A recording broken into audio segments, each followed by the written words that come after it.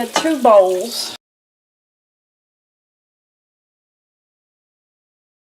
I'm just going to sit here and rinse these off. Hey folks, welcome back to the kitchen. Today is green bean day. I have a video where I was in the garden earlier today and picking beans. Well, we're going to do something just a little out of the ordinary today. Have you ever heard of rebel canning? Have you ever heard of dry canning? I'm not talking about putting beans or rice or anything like that in the oven and baking it, which that is also dry canning, don't get me wrong. That's a way to preserve it for years. But I've got fresh green beans and a little bit of salt. You notice anything missing? There's no water in here. No guys, I haven't totally flipped my lid. It's called dry canning. I did this last year with potatoes and it is absolutely fantastic. The flavor whenever you dry can a veggie is more like a roasted veggie. It's like you throwed it in the oven and you just baked it. And if you're a seasoned cook, you know there's a big difference in something boiled in water and something baked in the oven. I'm doing that today with green beans. Okay, these are Blue Lake green beans, and I have pink Himalayan salt in there. You can also use non-iodized canning salt. Now I am filling these to the top. There's no water in here, so you do not have to give it the 1-inch headspace like you do in traditionally canned foods. I'm still wiping the rim off though, just to make sure that there's nothing in there. Today's rings and seals, you do not have to sit and soak them in hot water or almost boiling water. Okay, it's recommended now that they're just clean and you put them in your jars. These jars are fresh out of the dishwasher. Again, just a little bit of salt and green beans. The beans have been washed. There is a little bit of moisture from that actually left on here.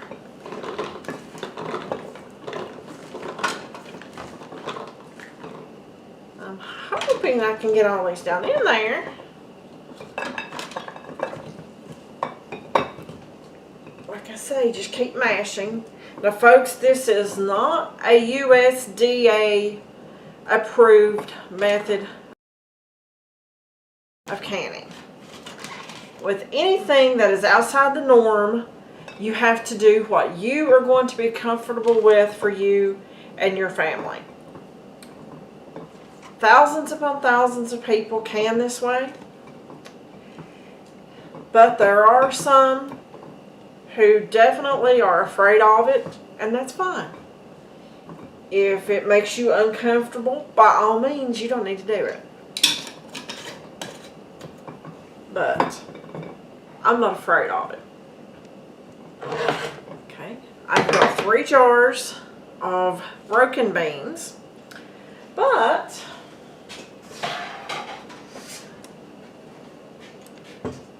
I have some whole beans. I think I can probably get more of these in a jar. Just try to pack them in there because they won't have all these gaps in between them. So let me get my jars. I'm using wide mouth jars for this.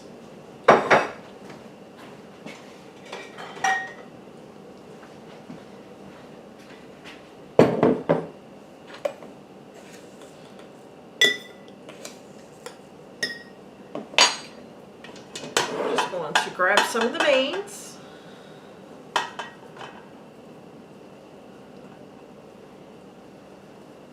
Again, they're washed and there's a little bit of moisture left on there. Even if there wasn't, it doesn't matter, because there is moisture inside these beans, and that moisture is going to cook out.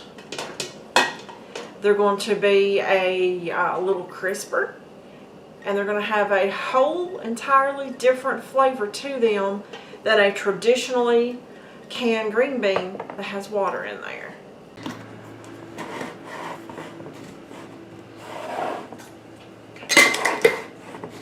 Alright, we have those in there, and then we have those in there like that. When they come out, we will see which jar appears to be fuller, but I cannot wait for you to see these beans. Just gonna set them down in there. I'm going to turn the canner on in a minute. This is warm water in here. Not hot, but just warm. I'm going to put my lid on where the little V right here lines up with the V on here. Kind of hard to see. These have been used for a long time. I've canned for years, so they're about worn out. But once this comes up to temperature, starts getting hot, we're going to have steam escaping right here from this little vent. Okay, I'm going to let it vent for 10 minutes. Then, after that, I'll put my little weight on there. It's the little jiggler. It's got a 10-pound weight on there. That is what I use because of my altitude. You need to check what your altitude is and use the recommended weight for your altitude, because some people use 5 pounds, some use 10, some use 15. So I'm not going to tell you what you need for yours. This is what I need for mine. But anyway, after the thing comes up to the point where I put my jiggler on there and it starts to jiggle, I'm going to start my timer. It's going to cook for 25 minutes.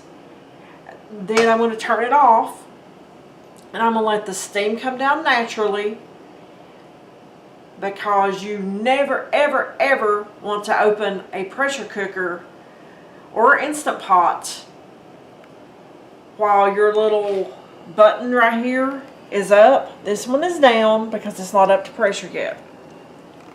But that will pop up whenever it gets to the point it's under pressure. I'm going to put some white vinegar in here.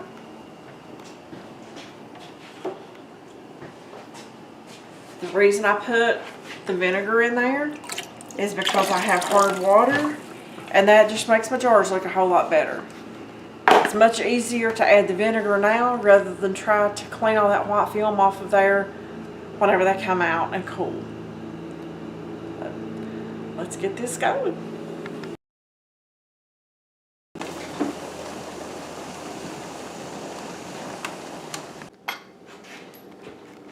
Okay, I'm taking the lid off of this canner. This little thing right here has dropped, showing that it was under pressure. Just going to turn it and lift it away. And it looks like most of these, if not all of them, have already sealed.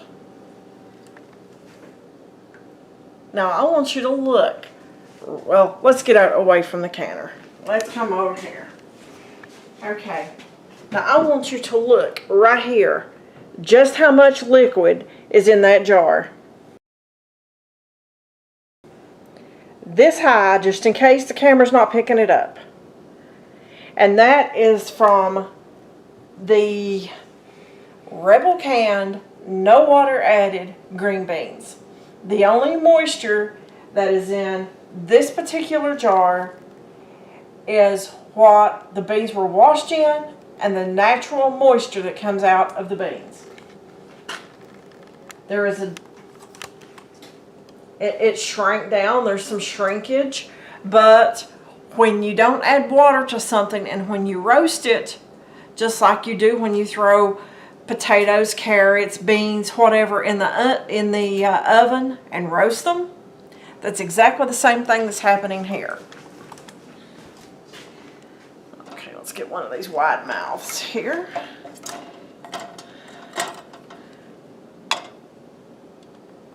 Same thing. Of course, it's got the shrinkage, and we have to right here with the water that's in there, and you can see all the condensation and moisture on the inside of the jar. Folks, I am so impressed with this. This is the first time that I have canned these. I canned potatoes this way last year, the dry can. I also canned carrots, squash, and a dry soup mix, and it was really, really, really good. We really enjoyed that. And when I found a video saying that I could do green beans, of course I had to do it. I mean, I just had to. And I cannot wait to try these. But folks, there you have it. We'll do a taste test really soon on that. Thanks for watching, and we'll see you on the next video.